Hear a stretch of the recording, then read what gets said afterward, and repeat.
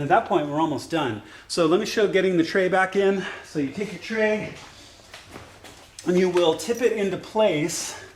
You can see I've got my 4 bolts still here, and you can see where it rocks kind of down and under, and you can line it up with where those bolts go and slowly just walk it into place. You'll have to get this rubber trim up on both sides to make sure that it doesn't get trapped down, and just slowly walk it right back into place, which should be about right there.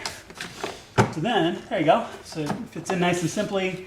Then screw all 4 of these back in, put these cables back up, and snap this cover on, put the filter in, and we're almost done.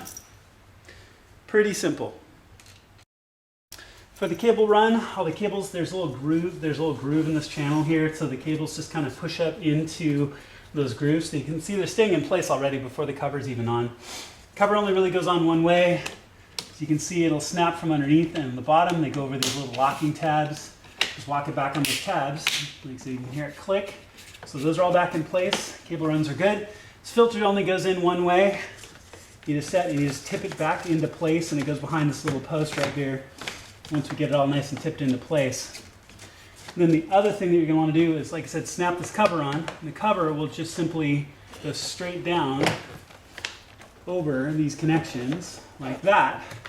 And these little locking pins, you just twist down. They kind of half twist on, so they'll go down and twist into place like that, as I miss it.